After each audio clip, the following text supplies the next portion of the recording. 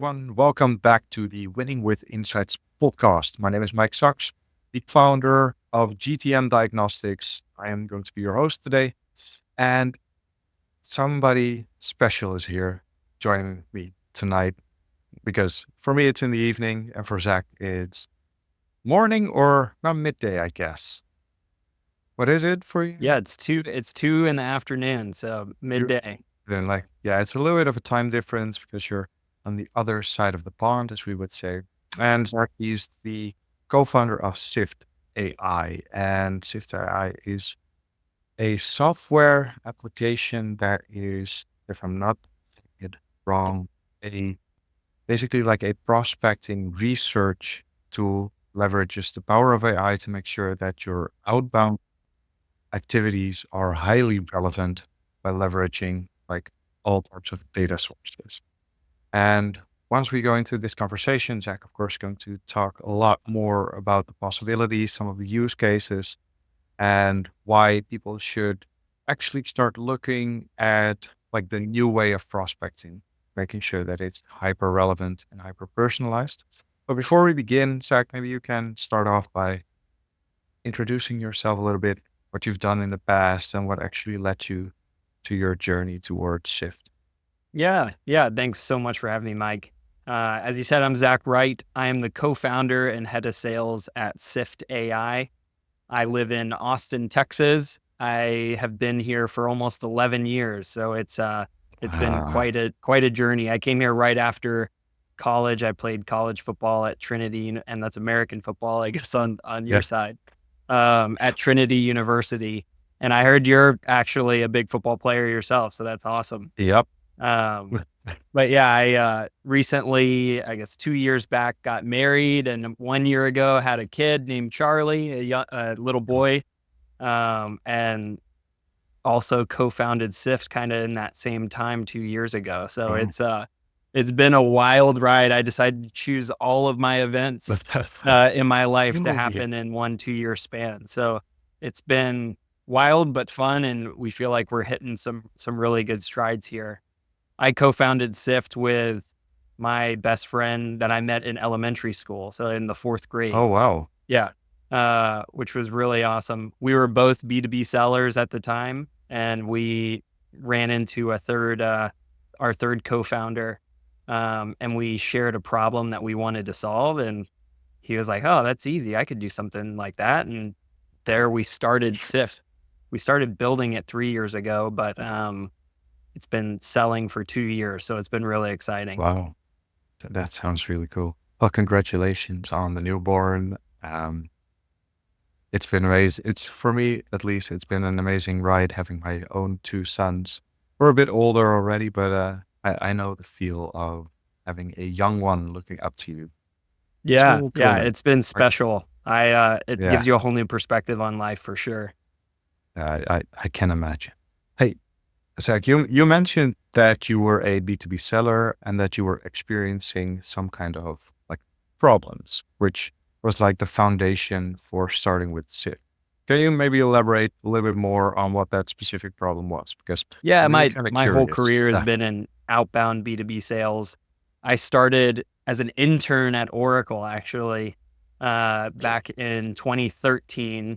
The summer going into my senior year, I got offered a job at Oracle full time after I graduated. So my whole senior year was that whole stress of am I going to get a job was off my shoulders. So that was incredible. At a great company that my dad worked at in the 90s. So it was very Oh, full wow. circle to come back and work for Oracle and start my career there, which was an incredible place to start because I think it's like Oracle and Salesforce and Microsoft. Those are like the big ones that you can get this incredible foundation, which I'm so thankful for that foundation in general. I worked my way up from like SDR, just like starting out, didn't know anything about anything, just had a hard work ethic, and worked my way up as a rep. And it was more inside sales. And I worked up to field sales. And then I left the company and I went to Informatica, where I was a field seller there for 3.5 years. And then before I started Syft, I went back to Oracle. So I was like one of those crazy boomerangers that everyone talks about, and had the opportunity to lead a sales team. Unfortunately, during COVID, which was my first sales leadership role, was managing a team that was spread out across the nation, most of which I never met, which is wild. Yeah. Some were like Gen Zers that they couldn't imagine, they had never had a career in the office. So it was like, wow, this is incredible. This is like something that they've only seen on television. And all of us that were like miserable in the office were like, I'm just happy to be home. This is great.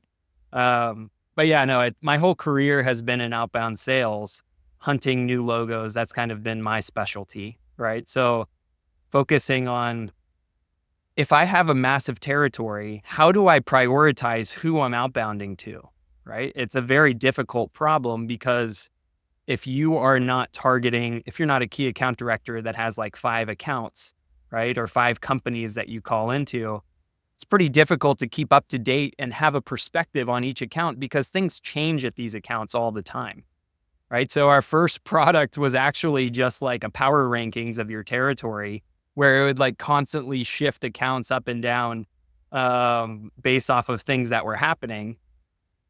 And then that we launched that in late that year. And then the following year, ChatGPT really kicked off, and we were like, oh my gosh, we're in a great place to train our models on what problems do our customers solve for, and then let's go find prospects that have those problems that they solve for. So we introduced a concept called value matching, which is really interesting because if you think of, we're kind of getting into like old world of prospecting versus new world of prospecting. In the old world of prospecting, you have a data tool, and you get an ICP or an ideal customer profile. You get thousands of contacts, and then you just drop them into a sequence because you Yeah. want to check the box that I'm outbound prospecting, but it's so hard to keep up with everything. So you kind of just put them into all these sequences and hope that you shake the tree and see what falls out. But the hard part is that worked really well 2016, 2017, but it doesn't anymore because everybody's doing it. Your recipient is receiving hundreds of emails a day. And now there's full on AI SDRs that can do it while you're sleeping. So it's like, all right, this quantity game is not going to work anymore. We've got to lead with a perspective and be a consultative salesperson. So it's funny, like what's working now is we're actually coming back to be selling like a human. It's like, what are the things that the door-to-door salesman did that worked? Like Yep. let's start really getting into building a perspective and value selling and not shaking the tree and see what falls out and who's an active project and now let's engage. It's okay, well, I can use AI to do all my research for me and say, oh, well, this company is hiring this leader and they talked about this initiative. Let's approach them with a perspective on potential challenges they could be facing and how we've solved that with X, Y, and Z customers, right? So that Yeah. was kind of a very long 2-part answer there. And I'm sure you'll want to dive deeper into that, but Yeah, it's I think there were some points that you mentioned that I would love to go a little bit deeper into. Like yeah, the prioritization part, because only having that part is valuable. Like knowing who, knowing which is like the right prospect to go after, just like when it comes to timing. And then you add the perspective, by focusing on like relevant problems that they might experience due to their like unique circumstances. And then you mentioned like the value matching. Like, that's a new term for me, so I would love for you to like elaborate on this a little bit more. And like, thank you for preaching the quality over quantity. I've been getting a lot of automated emails, and um, some of them they were very very bad. Like it was almost I almost started crying for some of them, yeah. like out of laughter, but also like, oh my God, is this like where we're heading towards? So I'm really curious. So can you maybe start with explaining a little bit more what you mean by value matching, and then you can head into like the like creating the perspective and combining it with like the potential problems that they're experiencing. Yeah. So we are scraping for activity every single day on a user's ICP or their named accounts, right? And then we take all of that data, and on Sunday we'll run our value matching process. So that's basically saying we collected this massive amount of data on all of your prospects. Now let's compare to what you solve for and match. Where is there a value match? And a user logs in on Monday and sees those value matches from the previous week's activity. So it's like, hey, last week, this company had a new product launch. This company had funding. They talked about they're going to spend their funds here. This company has a fraud prevention initiative that they've mentioned. One of my customers I just onboarded, we looked at the first 10 value matches. We just implemented this company, and our team, right before this call, actually, we were reviewing their value matches. And our whole goal is like, how do we get to 9 out of 10 of these value matches are like, I need to talk to this prospect right now because there's a deal here in the next 3 to 6 months. That's how we define the value match, right? There's not just a match, but there's something compelling that's time bound, right? So this was really exciting because each week the 3 co-founders get together and we review value matches of our latest customer. And we've been chasing this number of 9 out of 10. We need to get 9 out of 10 value matches, are like, holy shit, this is the nirvana where we need to talk to these people and build the brand that Syft is. Every time I log into Syft, it teaches me something about my territory and it helps me close quality deals. Right. So this meeting was exciting because the first 10, it was 10 out of 10. It was like, oh my God. Oh my God. Oh, whoa. Wow. They need to talk to this one. So I like wrote a message. I had texted this new user who's one of the most like enthusiastic. I love when I get like a kind of a nerdy sales guy that's like very enthusiastic about AI. And I was like, okay, did you see your value matches this week? He goes, oh my God, I was just about to text you. This is like incredible. So we're really excited because there's a much larger opportunity at his company. And we're going to go and kind of roll that out, hopefully to the rest of the 15 sellers at that company. So it's really exciting. Some of the things that we're doing with value matching is like, we are finding active projects to where you're not blasting generic message like everybody else. You are saying, hey, I saw this in a job post, quote. Typically that comes with these challenges. Here's how we've solved it. And since we can pull from their customer win stories with Toyota and like hyperlink out to Toyota's win story, do you have time to chat about this? Right. So it's like very mobile friendly, personalized, prescriptive messaging that we're creating.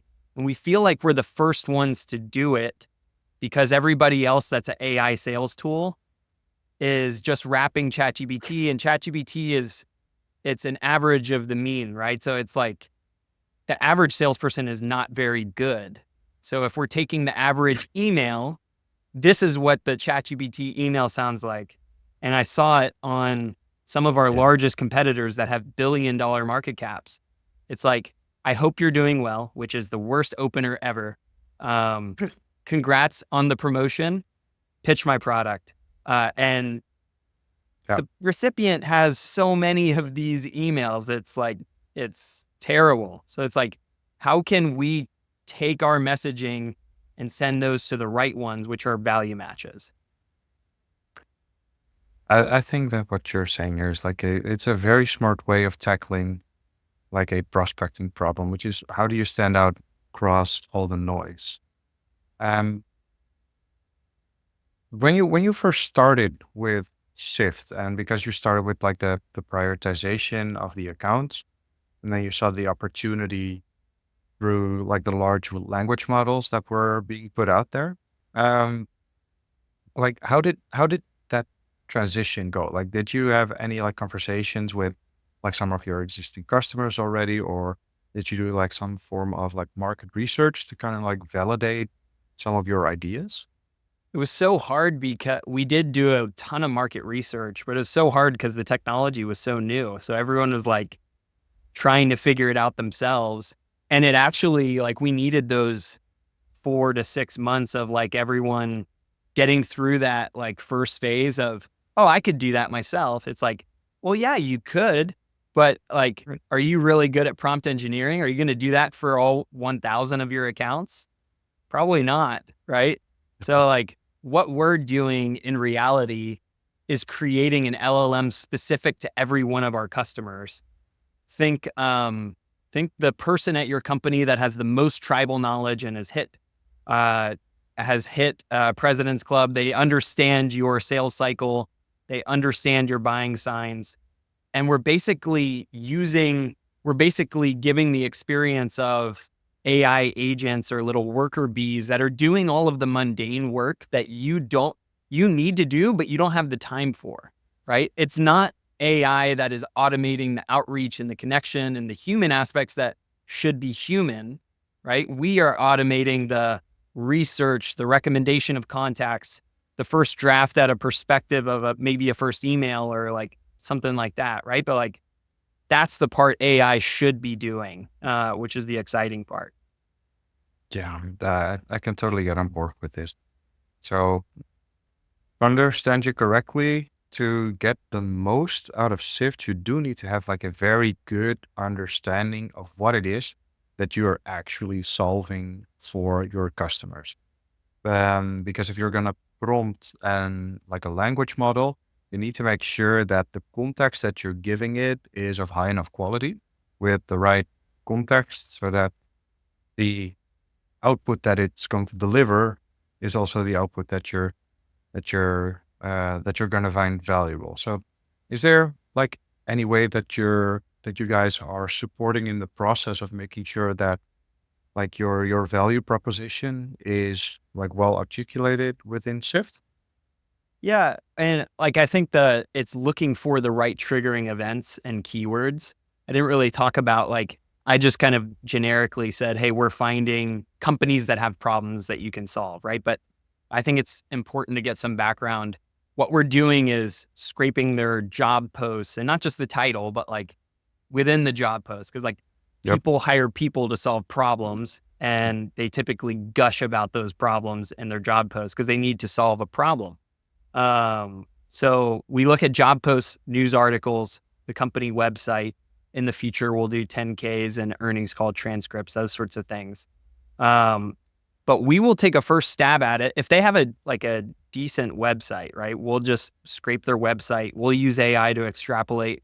Okay, what are keywords that we'd look for in a job post? What are triggering events in the news, like a new product launch or an acquisition or whatever it might be? And we'll get it like 80% of the way there. And then they'll be like, wait a second, we really compete with this vendor and we do really well against this legacy competitor. And this concept is really hot right now. So we'll kind of tweak it with them. But yeah, like getting those, what are we looking for? Then we'll get it in the right context and we'll filter out, okay, which ones do you guys solve for? And those are when it's in the right context and it's a value match for your company, that's what the users are seeing on a week to week basis. You're really sparking some of like my curiosity because like I've seen some of your posts where you're highlighting some of the successes that you've been able to like achieve by using your own tools.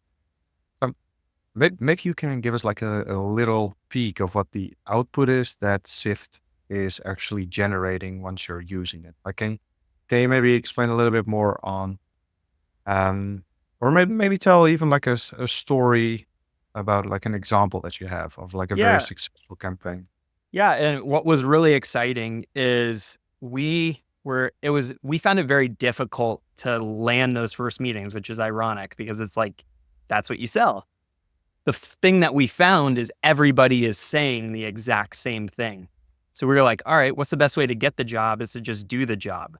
So what we did is we took Dream 25 clients, we implemented Syft without ever talking to them. We found value matches in what we thought their ICP were.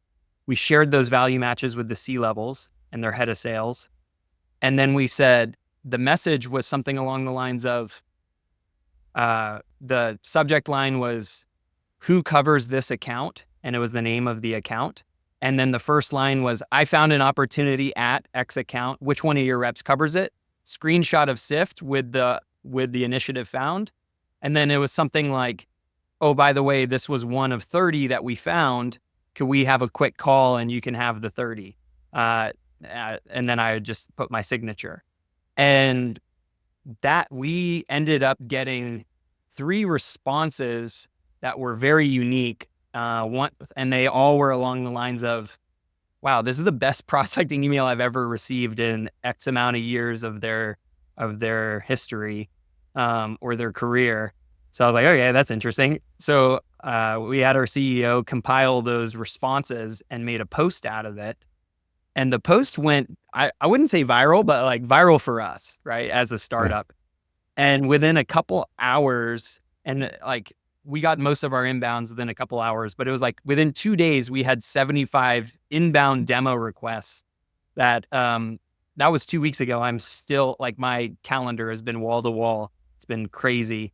But since then, we ended up closing 2 of those companies already from that campaign. And then from the demo requests, we've had 2 additional that have closed and 3 additional commits that were 1 call closes. So it's like, when you're having those 1 call closes and all of these inbound demo requests, our team, like, I think you talked about this aha moment. Like, we were like, wow, okay, number 1, content works.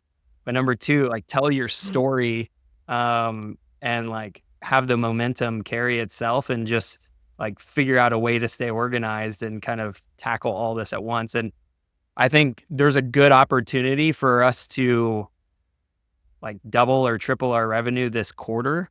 And all of that has come in like the last 2 weeks. It's been the craziest Wow. 2 weeks of my career. It's been the most exciting for sure. That is really cool. Yeah. Like that is okay. So first off, like props on the creativity or the reach out. Like this is like genuinely because you're taking it a little bit, like you're taking it a step further. It's not just um being relevant, but you've also like done some work. Like you're providing a massive amount of value up front. Well, you're seeing the results. So that's really cool, man. So, like props to you guys. Like that's awesome. This is making me think about like, hey, you almost gave away the secret for basically any lead gen agency out there. Like just do some work up front Yeah. and then Oh, if show we the change results. outbound Yeah. prospecting in that way, I'm very proud Please. of that. That would be amazing. Yeah. Like, yeah, it's a shame that like we're not really able to just use you here in Europe. Like, so hopefully you'll be able to get like your European databases like stacked and filled to make sure that it also is going to be like a value add here because I can't wait to start using something like Syft. Like, Well, we've I'm actually made progress there, so awesome. So like, we can definitely okay, keep going. that is a talk for a different time because you're not going to sell me on my own podcast. That's Okay. even though you already kind of did. Okay, so this is very interesting. So like you've talked a lot about like the way that you've used Syft already and how it is genuinely helping you with like making sure that your prospecting efforts are becoming more and more efficient. And there is like this trend now, right, where companies are focusing more and more on being like a little bit more profitable instead of just like spending a lot of cash to generate a lot of noise, do a lot of outreach. Um, I'm curious, like, has this been like part of your consideration going into more of like the qualitative side instead of just doing what everybody else is doing? Well, what everyone else has been doing is they've been focusing on like the shiny areas of AI. They were like, all right, well, we want to create AI messaging. We've had this value matching mission from the beginning, and I like applaud my 2 co-founders for like staying razor focused on like we are trying to get to 9 out of 10 value matches, or holy shit, this is amazing by the end of the year. And like, if any idea or feature request doesn't affect that, it's like, it's not going in, right? Like, oh, but you don't integrate to our fax machine. It's like, it doesn't matter. We're not going to integrate to the fax machine. I say that as like tongue in cheek, but like, that's the hard part, is you have to turn away some feature requests and overall things that are not like going towards your North Star, which is the hardest part. As well as being like, I would still call us probably bootstrapped compared to a lot of the other startups out there. We've taken angel investments, but it's mostly been, comparatively, we haven't done those $1 million VC rounds, right? But we're competing and destroying companies that have had billion-dollar valuations for a long time. So it's been quite rewarding in the approach. So it's like, all right, let's create a very profitable, very cash flow positive business, and see where this can take us. I know Sam Altman talks about there will be a 10-person unicorn here shortly, which I think is an incredible concept. My CEO has talked about it as well. So I don't know. It's a very interesting concept for sure. We're still just the 3 co-founders, so it's been pretty wild. There's a lot you can accomplish with a relatively small team. I think depending on like the amount of use cases and problems that you solve for your customer, that like there's going to be a need for like having like a little bit more support within the team as well. Um, I do want to go a little bit backwards, because you've mentioned the North Star with like the value matching, and that there were some feature requests that you're actually like, hey, we're not going to do this. We're going to stay focused on what we're doing, and this is the course that we're taking. It's actually interesting, because one of the other conversations that I've had in a not related field whatsoever, but it was also like a SaaS founder, bootstrapped as well. And actually the feedback and the feature requests were very much directional for the way that their company was evolving. So they started out in like one field, but actually they, like after some requests, they just made a shift towards something else.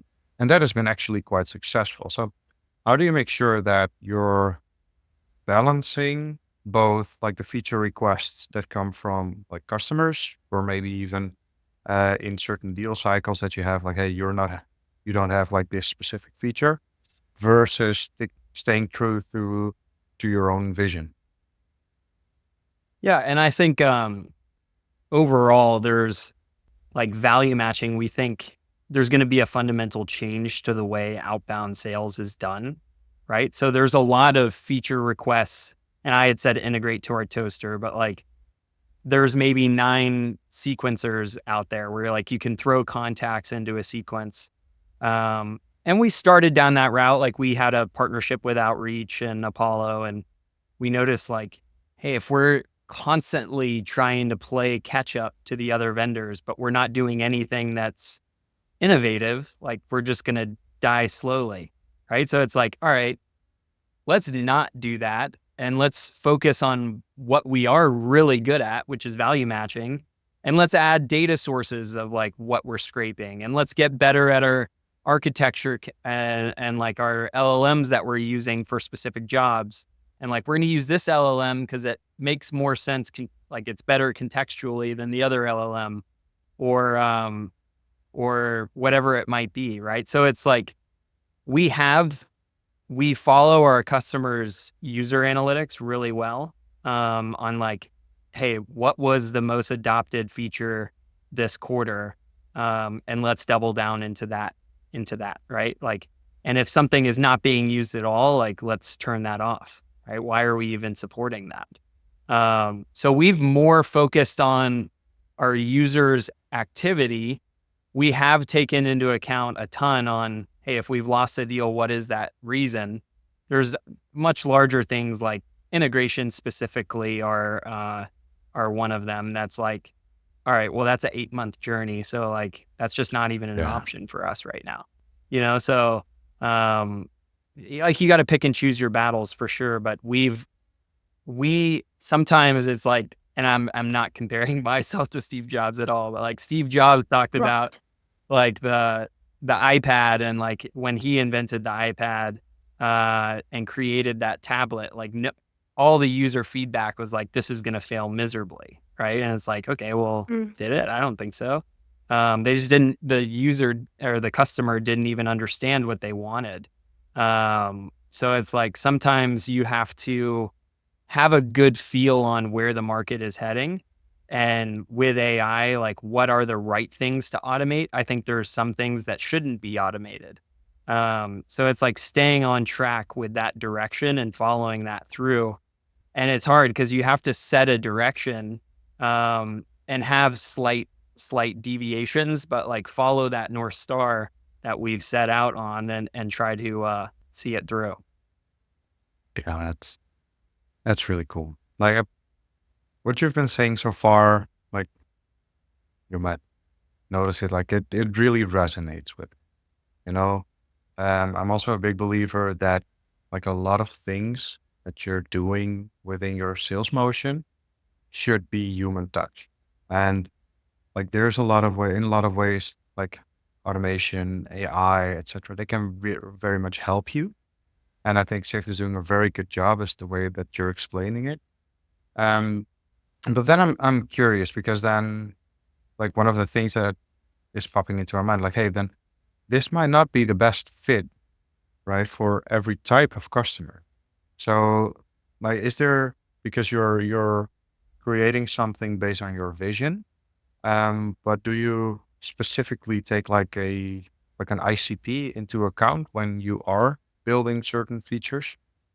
Yeah, yeah, absolutely. So like let's go from like wide to narrow. So B2B sales cycle or like B2B function is important, right? Because we have to be we're looking for companies' activities, not like B2C type sales cycle. So B2B, we started with software and software services just because that's what we know and understand.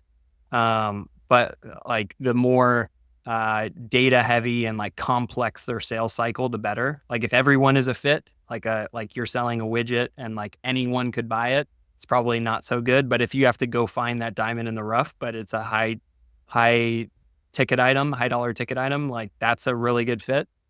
We've started with, even though we have some larger customers from just our network, our outbound has been typically SMB and startups, and some mid-market companies as well, but more like the sellers are responsible for finding and closing their own deals.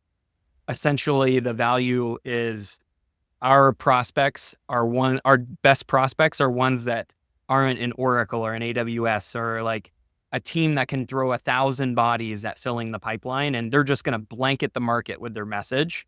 But it's like, no, my sellers have they've got a limited time in their day that they can prospect. So we need them to not be spending time consolidating and researching and doing all these things. Every at bat needs, and I'm using a baseball term that might not hit in Europe. Every at If, bat needs if to I'm be not mistaken, like a couple of years ago, the Netherlands were actually world champions. okay. Well, there you go. Uh, Uh, but every at bat needs, and that's you taught me something for sure. Every at bat needs to be a really good one. They need to be spending their time focusing on good deals. So like one of our customers, they're just the 4 co-founders plus a VP of sales, and they're waiting on some funding to come in, but like you still need to be selling in the meantime, right? So they don't have a rich marketing function that's leading to all of these inbounds and an amazing website with a social media team that's leading to hundreds of MQLs or marketing qualified leads every single week. So like Zach, we just prospect into the value matches Syft gives us and it's leading us in a great direction. So keep it up. yeah. We're finding some really good deals. So that was a really cool quote from that VP of sales. And she still owes me a Trust Radius review, by the way. So I'm looking forward to that. I want to get that quote captured because that was a really good one. But yeah, like that's been kind of our main focus on who we're targeting. From there, we'll take value matches that we find in our own Syft platform, and that's who we'll go and create like a custom profile for and configure Syft for them, and then share their value matches. And what's cool about that sales cycle is like it was impossible to start because it used to, like, way back in the day, it would take us like 2 weeks to onboard a customer. And now we've got it down to like 30 minutes. So we can kind of configure these for our dream customers and send them value matches. And then the first meeting is a custom demo. And then it's like, they're like, all right, well, how long would this take to set up? And you're like, it's set up. It's already set up for you. We just have to like get your accounts Like, in here. So it's yeah, like, it makes that process a lot smoother. The hard part is turning away the onesie twosie, like PLG type model. So like you have a single rep that's interested, I want to buy right now. We're not there yet. That's something that I would love to get to early to mid next year, which would be very exciting because then you can turn on advertising and all these sorts of things. Um, we want the experience to be, they'll just put in their website and we will do all the complex stuff on the background. And within 5 minutes, you've got your first value matches that you can already look at and get your first 10 free or whatever it might be, you know? So it's like, that takes a lot of work. Number one, you got to nail the onboarding process, which is a UI thing on its own. But number two, being able to do all that complex work in minutes, which today we're setting up right now, right? Like that's something that we're doing, but everything that we're doing is moving in that direction, which would be really cool. Cause you can imagine like product-led sales motion where you start getting, okay, we're going to advertise and we're going to start engaging with a customer when they hit 5 users, or maybe they've viewed 100 value matches or whatever it is, you know, as a team that would get us to engage them. There's many things that you can do in that product-led sales world, but you need to first get to that 9 out of 10, because if that's we need to hit that North Star first, because if the first 10 that they're looking at, if 90% of them aren't perfect, they're going to be like, okay, well, this sucks. I'm not going to use it. yeah. Right. First impressions are everything. So it's like, all right, we've got to nail these value matches first. Like my head is spinning. So you're tracking the people. Like this is my thought process. Like let me take you with me. So we're tracking everything, right? So engagement on socials, companies that are visiting our websites, and we create like these intent lists. I'm not a big fan of intent, but every now and then, like it could be very valuable. But then you have a cohort or a group of companies that are already familiar with you. Then you put them in Sit, and then you create like the value matches, and then you come towards them with like highly relevant messaging. Like that could and especially if we're able to automate this, like that would be like winning. Yeah.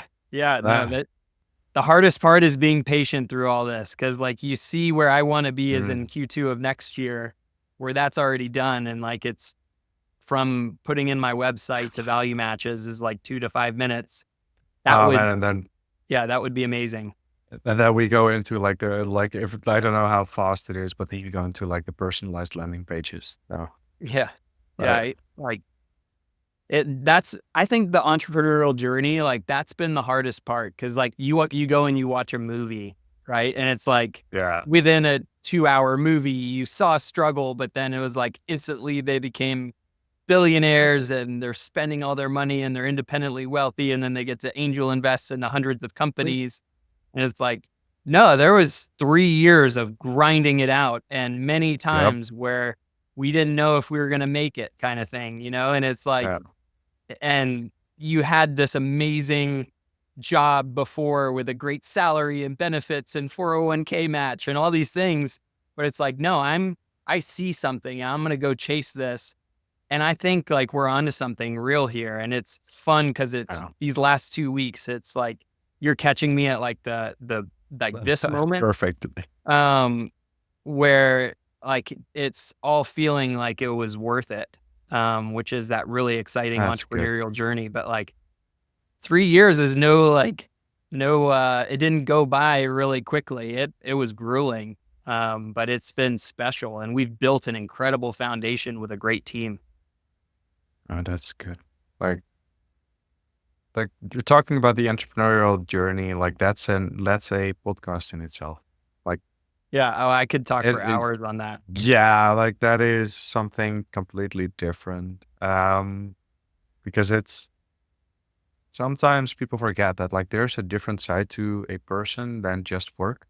You know, you have a Yeah, small child. You're I don't know, like there's all these life events that are happening and you have to like find your way with combining this with like running a business and trying to grow it and it's solving problems everywhere, basically. yeah, So if we are like looking back a little bit towards the things that you've been saying, like you've been able to like at least tell me like how you are different from the other like AI SDR tools that are out there at this moment because you're not an AI SDR tool. Like you, how would you call your own category, basically?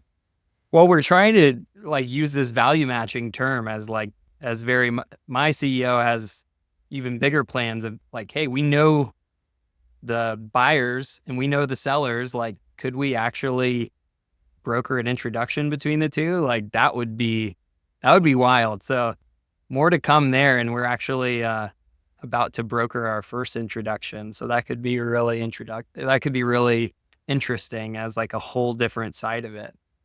That is something that we should talk about outside of the podcast. Yeah. Yeah. But then, like I think it's what I really like about the things that you're doing is that it all started with like your personal problems. Like, hey, there's like only a limited amount of time that you have Bingo. during the day, and then you want to make sure that what you're doing is like you're trying to reach out to the people that are actually like where it makes sense to talk to them at that moment in time. And like you've been able to like bring this to a place where you're now seeing a lot of traction, especially in the last couple of weeks. And then hopefully this only goes like this trajectory just keeps on going for you guys. Of Yeah. course, there's going to be something that's going to happen, but it doesn't matter. That's part of the entrepreneurial journey, which is a different conversation. But I would like to talk with you a little bit more about the future because you've mentioned like, hey, we have this vision, this North Star, as you called it, with value matching. And I'm just curious because more often than not, when I talk with people that mention a North Star, there's also a North Star metric tied to it. And is Mhm. this also the case for you guys? Yeah. Is there well, Yeah. Well, that 9 out of 10 value matches, like getting to 90% is our goal by the end of this calendar year. mhm. And we feel today was on our review. That was the first time we had hit that. So we hit 10 out Ah, of that's 10, which cool. was incredible for this new customer. But like, how can we consistently do that for our customers? Well, we need to get better at X, Y, and Z, right? So that's kind of our main Cool. focus moving forward. It's been like there's this concept that my CEO Lee talks about, which is if I was omniscient, right? And I knew every single company that is in market for what I sell for, that concept would be total addressable opportunities, or TAO is what he's calling it, Yeah. right? Because like most sellers, if they've been around long enough, they're like, hey, we don't lose to our competition. We lose because we weren't a part of the conversation, right? That will be like what most sales leaders will say. So, like, we just need to get into the right conversations. Well, it's like, how can I get as close to that total addressable opportunities as I possibly can with the information that I'm given? So, we're trying to get to that point where we are really telling our customers where their next customers are, right? And who they are That's and why they're a good fit. And that's a powerful statement because no. um, all of these other sales tools that you've had to date is this is a tool for you to use to go find something, right? Where Syft is, we are bringing you the answers. Now go sell to these companies. That's kind of Yeah. the difference. And I think AI is getting so good. Uh, and like you can kind of measure AI by like, can they do a job better than a human, like a very specific task? Okay, now okay, which LLM do we need for this task? And can we do a cheaper LLM to solve a easier task? And it's like, how can we create this application that will then in the future meet them wherever they are, right? Like they don't Yeah. have to log into Syft necessarily. So we're already starting to deliver value matches into Slack and email and those sorts of things. But it's like, how can we be where they are and help them actually sell? As you said, that we were both, like me and Lee, were both enterprise sellers. And I think that's very important that this is sales tech built by sellers, not just random people. We really understood the problem that we were trying to solve, and now we're going out and meeting these sellers where they are and making a difference. It's not just, hey, here's a lead score of a 73, and then the salesperson's like, okay, what do I do with that? And they're like, oh, well, the score is a 73. You need to go talk to these people. It's Yeah. like, okay, well, why? You know, oh, they hit our Because website we and all can, yeah, this stuff. It's like, they shown intent. They clicked yeah. on this And it's button like, 5 times. no, Okay. we can do so much better. So Yeah. like, I think sales, like it's actually going to become very efficient. And I think there's a lot of companies that are doing a lot of really incredible things that are not like the AI SDR. Like, I know a company that one of our advisors, he advises them, and they do, it's like an AI avatar that you do, like a simulated call with, right? So you think of a new Yeah. seller and they're like learning and like role playing with an AI agent, but like you could make them like this is the CFO and like all this stuff. I'm like, that is so incredible. Like we're in such a cool world that like, if I was new in sales, I would definitely take advantage of all these things. Cause Oh yeah. I remember the role plays that we did in our boot camp with each other, and we didn't even know the Yeah. personas that we should be and all this stuff. So that So is always like the problem when you do an internal, how do you call it? Like the internal calls, like it doesn't really work. yeah. But it's funny that you mentioned this because you know how I try to like prep prepare myself for hosting a podcast. Is I was basically talking with ChatGPT. Oh, Say cool. like now you are a guest on a podcast, and or do it the other way around. Like, hey, now you're gonna interview me about this topic. So I Yeah. was like, yeah, it was really like a fun experience talking to Yeah. myself. I Yeah. think AI is like gonna just change everything. And that's like the most obvious statement of all time. But you think of like healthcare and the educational systems and all that thing, like I think education in itself, like I think every single person is going to have their own tutor that like grows up with them. And like you might have someone that goes faster than grade 1, 2, 3. Like they might go from a grade 2 to 5, because of how Yeah. fast they're not being held back by everybody else. And like Yeah. I think the education system is going to just like greatly benefit from all this stuff. But I know Yeah. that's not go to market, but um No, but I it's see use like for it it comes everywhere. exactly. But that's the thing. Like it allow like if you're using at least we're talking. This is more about like the language models. Like you can use these in such a way that you're creating like these very relevant, very personalized journeys, right? And this could be like sales. You could apply this to education. I'm also using it when we're doing research. Like we use an AI interviewer that is just following an interview guide, and then it allows you. It is set up in such a way that it actually creates small side tracks to make sure that like they're getting a very good understanding of what you're actually saying.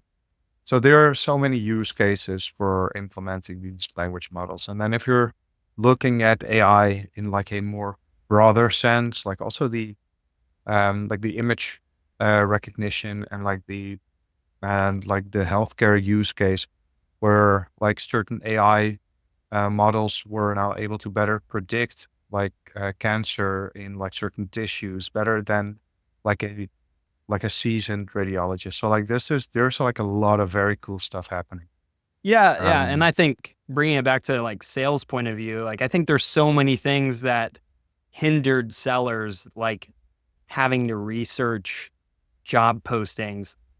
When I was selling in Informatica, which one of their use cases was integration for a data warehouse, and, like, their partners were Snowflake and Microsoft and all these places, right? So I would go and I covered Houston, Austin, San Antonio. I would look for job posts all day long of companies that were starting a data warehouse in one of these partners of ours. And then I would go to them and say, okay, well, how are you going to connect your other data sources? How are you going to clean the data? How are you going to do this and that? And it was like, oh, you're the first person that's talked to us about this. Like, okay, well, they're like, how'd you find this? I was like, well, I saw you're hiring for someone to solve this problem. And then I remember like bringing that to my team, and they were like, "Oh, that's interesting. We could web yeah, scrape for that." You know? exactly. Yeah, it was really cool. Uh, very smart, Zach. Like, I think there are going to be a lot of fun things coming out of your guys' corner. So, like, we're definitely gonna stay in touch. Like, there are some very cool use cases I'm already like thinking about. So I would definitely like recommend, especially the people that I already know that are now already selling into the US, who are using like a sales led motion, that are focusing on like a little bit more upmarket. Like, that's how I interpret it. So yeah, no, you're doing really cool stuff. So if we're now wrapping things up, because we're already been talking for quite some time now, like, there are certain things that you might have done in the past, and if you were able to go back to the beginning of your journey with Syft, that you might have wanted to do a little bit differently. Or maybe there are certain things which you would definitely want to keep on doing. So if you were able to go back in time and talk to young Zach, like, what is one thing that you would tell him to ditch immediately? And what is one thing that he should definitely keep on doing? Well, there's a lot of things. Are we talking about, like, as I've started Sift? Is that what you're saying? Like, Yeah, talking that to that is a person? little bit what we're talking. Yeah. Yeah, so I would say don't hire too early, like, wait till there's that product market fit, and really don't hire anyone that's just, like, wanting Mm. to join. Like, you gotta hire the right person because you spend a lot of time molding that person, and if you hire wrong, you can hurt yourself really badly and waste a lot of time. So that would be a big lesson learned. What I would tell myself on, like, so that was the negative. What's the positive? Create content about your results and like your win stories. That, like, people like to hear stories. They don't like to be told best practices or tips that aren't like tangible. They want to, like, people remember stories, and it, like, create content about that. Um, and like, I don't know, the second that was kind of our aha moment, was when all of our co-founders kind of all bought into that. Okay, we're gonna make a effort to say and like keep track of things that we could market, or like little wins that seem little, but it like tells a really good story, right? Like that email response. That Yeah. got, I think, like 100,000 impressions, and that might sound tiny to some like social media agency, but for us as a startup, like that was an incredible That's cool. post.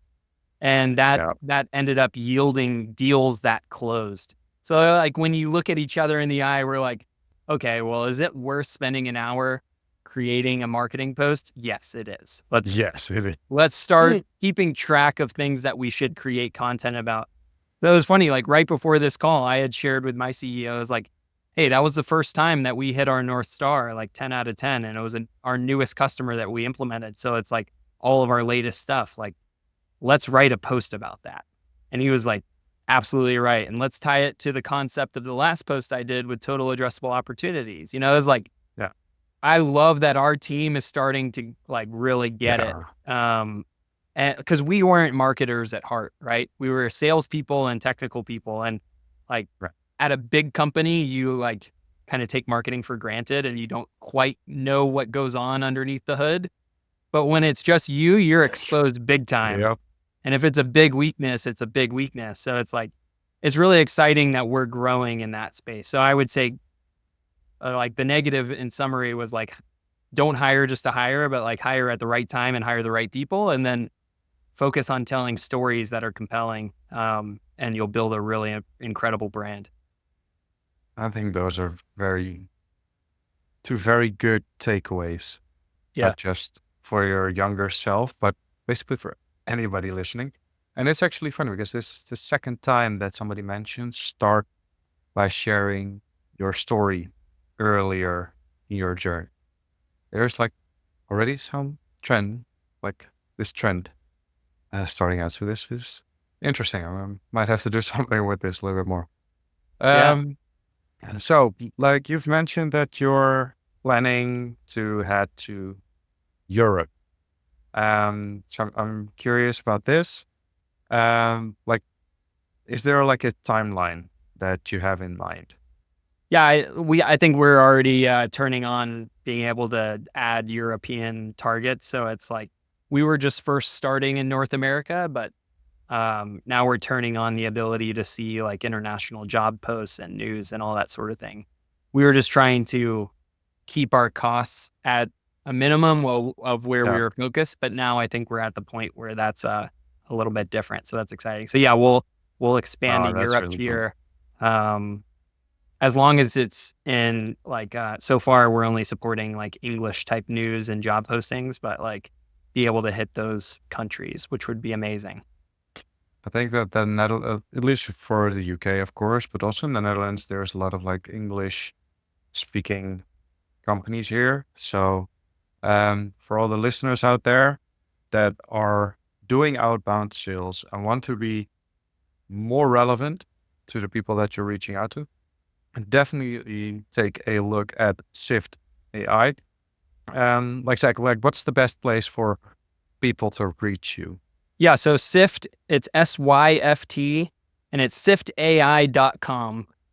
It's funny, like there's actually been 3 other Syfts that have come after us, one of which is sales tech. And I was like, guys, how did you do that? But it's all good. You just got to build a brand and keep focusing on your North Star. But yeah, SyftAI.com. And feel free to connect with me, Zach Wright. Syft, I think, is my like YouTube and Twitter and LinkedIn. It's all Zach Wright Syft. Um, we're gonna put everything in the show notes. We're gonna make it as easy as possible for people to find you if they want to learn more about this. So I want to thank you so much for taking the time, and it was really awesome, like catching up with you at like a very like high point. So that's really cool. Is there anything else that you would like to add before we're gonna close off? Well, I guess a fun fact I could share. I actually bought one of those commercial cold plunges. Like I might sound like a crazy entrepreneur. Oh, But I've done 42 straight days of a cold plunge, which has been oh, really? exciting. And it's funny because I like coming from ex football, like I had major back problems and all this stuff. And it's like Yeah. the cold plunges just make your inflammation go away. I sound so like old when I say that and like decrepit, but I don't wake up with pain anymore. It's amazing. Uh, That's very nice. Like, but it's been like unfortunately, a really cool morning routine that I like. I'm not suggesting it to anybody, but like, wow, it makes you like happy and you don't hurt all the time. That's a pretty cool thing. that's yeah, but how cold would the water be? Like you live in Austin, right? Yeah. So it looks like Then a it's thermos. It's like a big Yeti cooler, but it's as like fair enough. big for you to get in there. But Yeah, it's got a chiller attached, and like I'm yeah. talking Okay, Fahrenheit. fair enough, fair enough. Yeah, Fahrenheit is 39 degrees, so I'd be guessing like 4 degrees Celsius or 3 degrees yeah. Celsius. That's really cold. Yeah. That's almost freezing. Yep. Like, that is. Ooh. Oh yeah, Yeah. and a Yeti cooler for our European people out here. It's just a cool box. Like in the Netherlands, we used to have like these ugly blue ones. Like Yeah. it's just a cool box, like a Yeti cooler. Yeti. I don't believe the brand Yeti was so well known here in the Yeah, Netherlands. Yeti is I'm in Austin, Texas, and Yeti's headquartered in Yeah, Austin. So like they're the sponsor for the soccer team, Austin FC. yeah. They're the big logo in town. So everyone knows Yeti here, but yeah, probably not a recognized thing in Europe. I know. I'm quite familiar with the Yeti. Like there's a lot of guys who make fun of them actually on videos as well. Yeah. Because how can we charge like a really big number for a cooler? Oh It yeah, was they're just crazy. a bit. Yeah. But they make great swag gifts if you want to give them as your with your company logo on it. We did that for our first customers and investors, and that was like they loved That's it. cool. I can imagine.